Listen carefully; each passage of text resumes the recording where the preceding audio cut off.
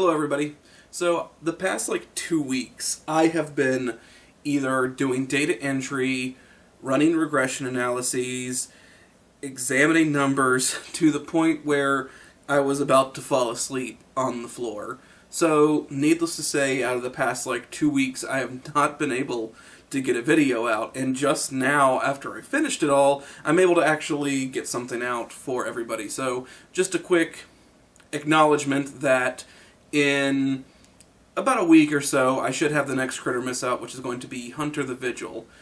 But until that time, I wanted to at least release a small vlog for my more regular viewers to kind of also have some justifications on how I critique things that I've gotten questions for in the past.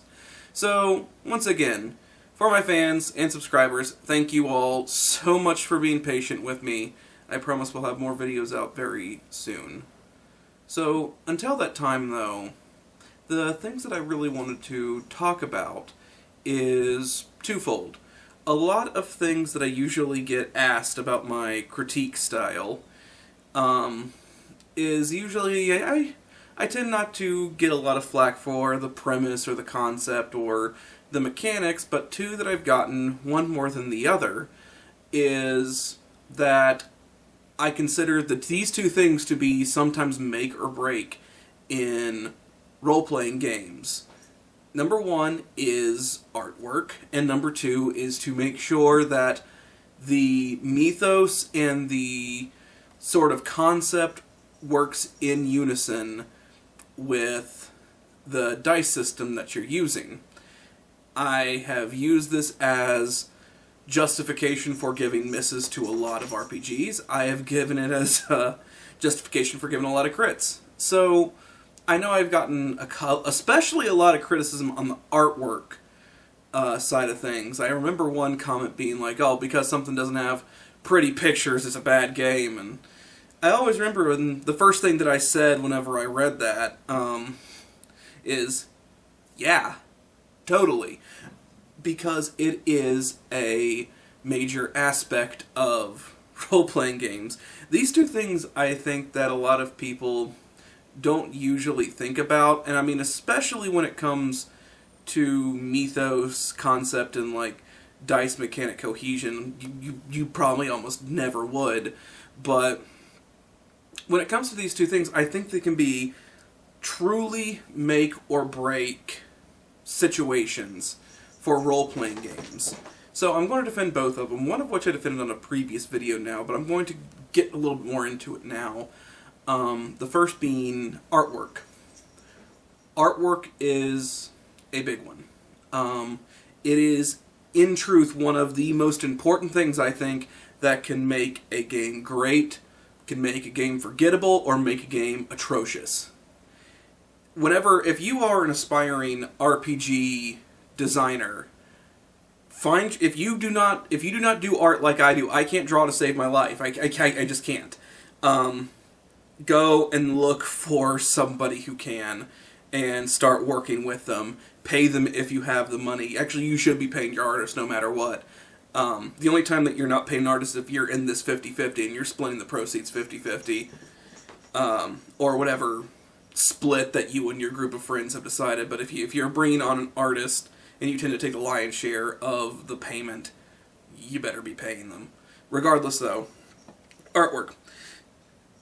Yes, artwork is incredibly important when it comes to RPGs, and the big reason is because you can do a lot with words. You can tell great stories with words that paint even more vivid pictures than what you can actually see and accomplish in real life. Words can truly create just such amazing things in our minds. However, when it comes to RPGs, you usually only have maybe about, and this is if you're lucky, about 5 to 10% of what you're going to be writing is a narrative-based sort of written text where you are giving them a little kind of tantalizing sort of message to get people invested. A lot of, almost, now that I think about it, all World of Darkness games have a little blurb at the beginning to try to get you kind of immersed in the world. But about 90% of the rest of your book is going to be how this world works, what the rules are, what the mechanics are, explaining everything that can sometimes be fun, and you can find ways to make it fun, but for the most part, it is very dry. It's not a novel. It is it's essentially, it's a textbook to tell you how to run a game, and a lot of these usually run about 100 to 300 pages long of rules, of nothing but rules upon rules, and a little bit of mythos, and then just a little bit of story. So really, one of your greatest assets when you're building a new RPG is your artwork, because even as some people might get bored, because let me tell you, people are going to get bored after they've read about the third paragraph about how buying, selling, and trading works, and how, like, the different graphs for buying different things. Like, eventually you're going to start fading out. The artwork can really bring you back in. It can bring you back into the world, and you can see and say, this is a visual representation of what this world is, and it can make and break games. This is no joke. If your artwork is poor, people are going to tune out. People are going to not be as invested in it. They're not going to get a good idea of the mythos or the world that you've built. And a lot of the times, it's the reason why a lot of these games tend to get like 5 or 6 people who are really into it, and then most of the other people just sort of toss it by the wayside. I think the best example of this is go watch my Blood video. Fun fact, another time whenever I was making it, whenever I was doing a shitload of work. But the overall idea with Blood is that it was, in its name, blood, you think crimson, you think gore, you think horror, and you're looking for those very dark tones that are dark, but they're still colorful. There's like dark crimson, there is kind of like very dark shades of blue. Like, you're expecting, especially with a name like Blood, a very gory and grisly scene. Like, what I was even thinking of whenever I just look at the cover of Blood is kind of a mix of like Sin City, sort of like, you know, black and white, but with very, very contrasting color, mixed in with, like, you know, your typical slasher movies. And whenever I go through the book, it's done in black and white ink, and it really is draining. Like, you're going through, you're reading the rules, and you can think that there's a lot of good that you can do with the game, but it's just such a slog that I think a little bit of color, even just red, would have made the game so much better. It certainly would have been harder to give it a miss. I think it probably still would have for other reasons, but like, it was an easy miss for me to give, and if it just had some color in it besides the cover, I think that it could have done a hell of a lot better. The other one that I talk about, so, well, no, before I get into that, let's actually, like, let's close this out. Artwork is, it's very important. It can honestly make or break a game, and I can understand, especially if you're a fan of the game, and whenever I'm tearing these things a new one, and one of my biggest critiques is the artwork isn't that good. I can understand how that might irritate you, but seriously, take a step out of your enjoyment of a game and look at it from a third-person perspective, and realize that not everyone's going to be invested in it as you are.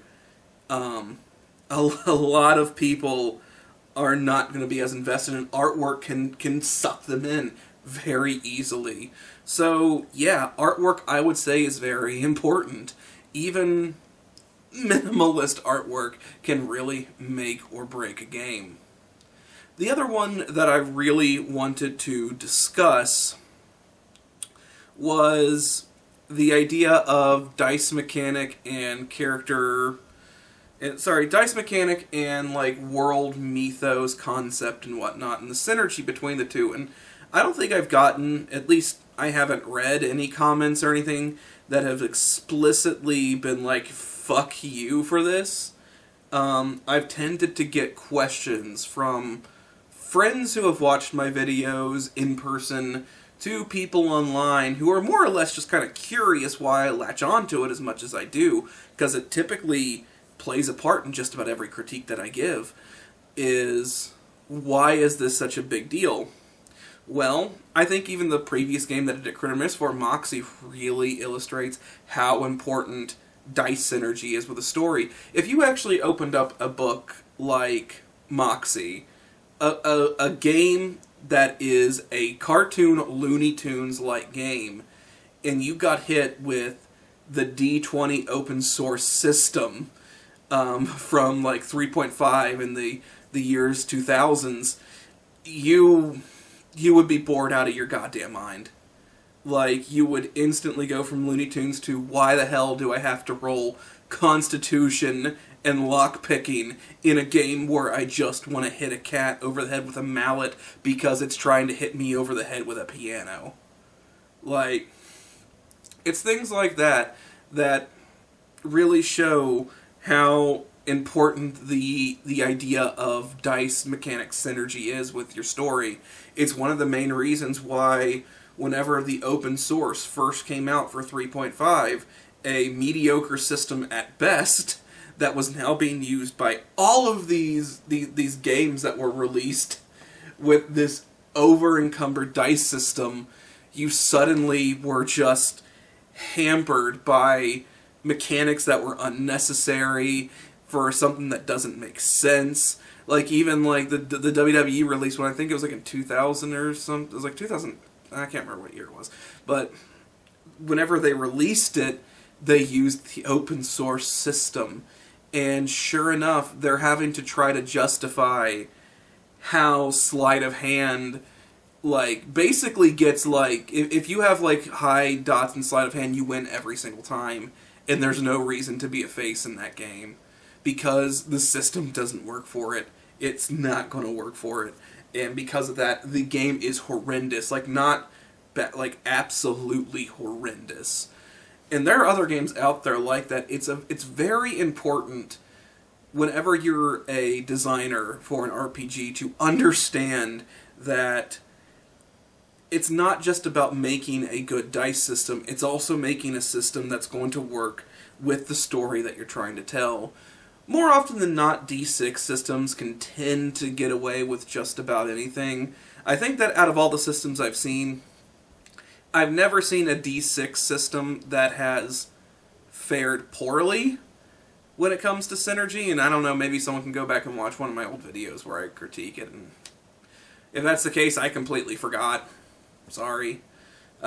But, I mean, personally speaking, like, I usually don't think you can go wrong with D6 system. It's usually whenever you get into more complicated systems that things start to get a little funky. D100 systems can be temperamental if done wrong. D20 systems are a handful, no matter what you do. So it's usually very important to at least look at how your dice system is working with the story you're trying to tell. If you're trying to tell a very jokey story, don't use an over-encumbered system. At the same time, if you're doing something that requires a lot of rules, that requires a lot of rolling for authenticity's sake or whatnot, you need to go with a more complex system like Dungeons and Dragons uses, which isn't the most complicated system in the world, but it's certainly more complicated than a 2d6 sitting on a table. So, always something to keep in mind. But with that, I think I'm going to end this video. Thank you all so much for watching. I appreciate you all liking and subscribing. I appreciate all of your contributions. Thank you to my patrons on Patreon, and I am sorry that I have been gone this long, but hopefully my schedule is going to open up a lot more soon, and I'll be able to give more videos. So, thank you all so much, and have a good one.